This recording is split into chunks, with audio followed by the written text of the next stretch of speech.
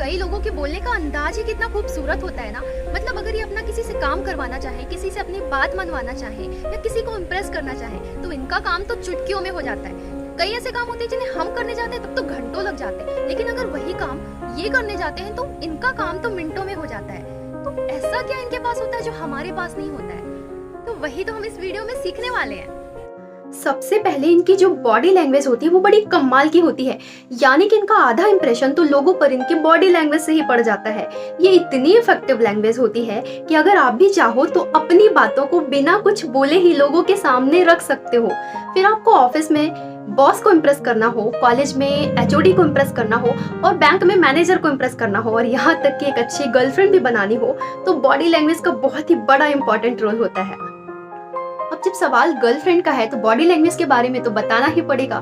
तो body language में आपके देखने का स्टाइल, आपके हैंड मूवमेंट, आपके बॉडी का जेस्चर और आपके फेस के एक्सप्रेशन, ये सारी चीजें काउंट की जाती हैं। मतलब जब भी आप किसी से बात करते हैं तो पहले ये देखिए कि कहीं ऐसा तो नहीं है कि आप बोल कुछ और रहे हैं और आपकी बॉडी लैंग्वेज कह कुछ और ही रही होती है।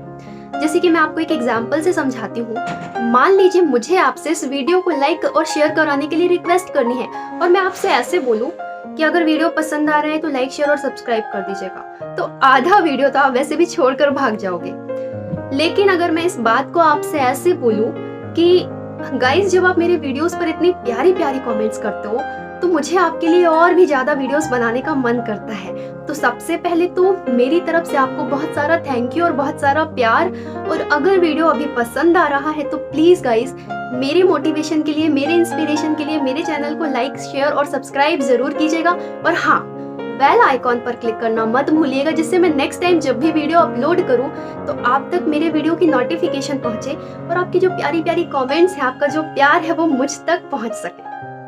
तो आपने भी यहाँ पर ध्यान दिया होगा कि मेरे फेस में एक अलग एक्सप्रेशन थी, स्माइल थी और वॉइस का जो टोन था वो काफी सॉफ्ट और क्लियर था। और सबसे बड़ी बात ये कि मैं आपसे दिल से रिक्वेस्ट कर रही थी, तो उस चीज को मैंने आपको फील भी कराया कि मैं आपसे दिल से रिक्वेस्ट कर रही हूँ। तो ये सारी बातें आपको भी ध्यान देनी होती है, आपको भी लोगों को फील कराना ही पड़ता है।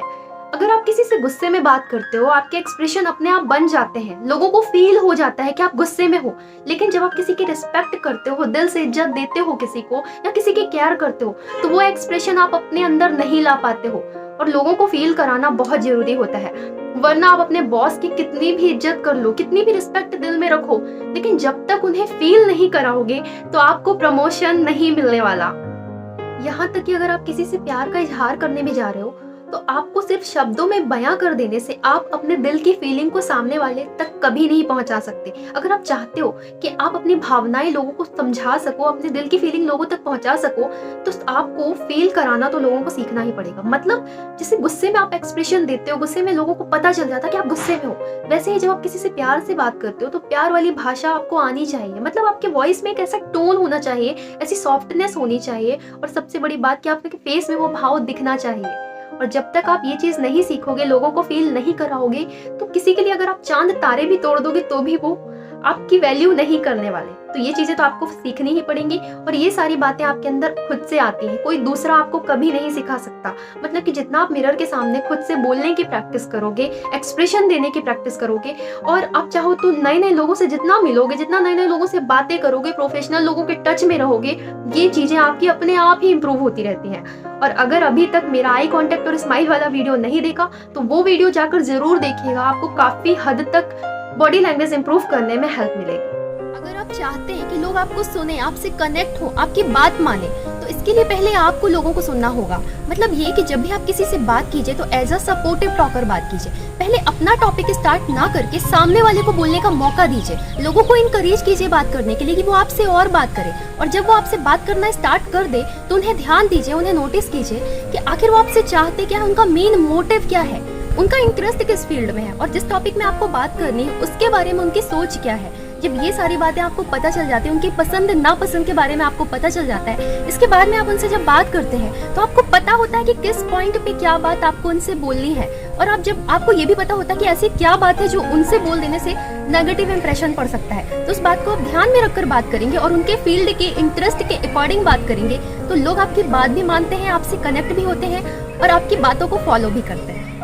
बहुत ही बड़ा सीक्रेट पॉइंट है। अगर आप चाहते हो कि लोग आपसे इम्प्रेस हो तो सबसे पहले उनकी बातों को जान लीजिए। उन्हीं के बारे में जानने के बाद उन्हीं की फील्ड के इंटरेस्ट के अकॉर्डिंग बात कीजिए। लोग आपसे इम्प्रेस भी होते हैं और आपकी बात को कभी नहीं काटते हैं। आप जब भी किसी काम को किसी को सौंपते हो या किसी को रिस्पॉन्सिबिलिटी के तौर पर देते हो तो उन्हें पहले विश्वास दिलाइए कि आप उन पर ट्रस्ट करते हो। उन्हें जताइए कि यार मैं तुझे इस काम को इसलिए दे रहा हूँ क्योंकि तू कितना रिस्पॉन्सिबल है और मुझे पता है कि तुझसे अच्छा इस काम को कोई और कर ही नहीं सकता। तो लोग आपके काम को 100% देने की कोशिश भी करते हैं और पूरे ऑनेस्टी के साथ करते हैं और आपका काम भी सही तरीके से होता है।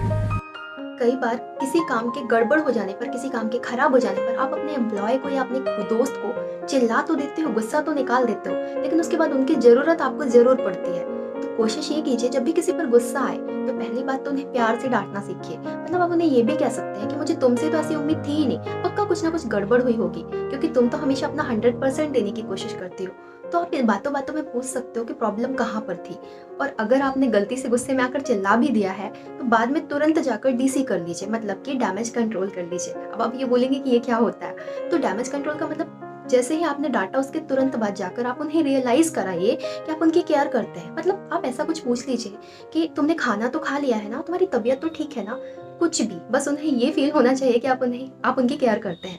तो उनको ये एहसास होगा कि चलिए ठीक है, सामने वाले ने मुझे डांटा भी तो मुझसे प्यार भी करता है, और वो आपसे गुस्सा नहीं होंगे, आपका काम सही तरीके से करके देंगे। आई होप कि आपको वीडियो अच्छा लगा होगा, और अगर वीडियो अच्छा है तो आपको पता है कि क्या करना है। जल्दी से लाइक का बटन क्लिक कर लीजिए। और अगर आपके मन में कोई ऐसी ट्रिक और टिप्स हैं जिससे हम लोगों को इम्प्रेस कर सकते हैं, अपनी बात मनवा सकते हैं, तो प्लीज़ मुझे कमेंट करके ज़रूर बताइएगा। फिर मिलूंगी ऐसे ही एक अच्छे बेहतरीन एपिसोड के साथ। तब तक के लिए बाय बाय, टेक केयर।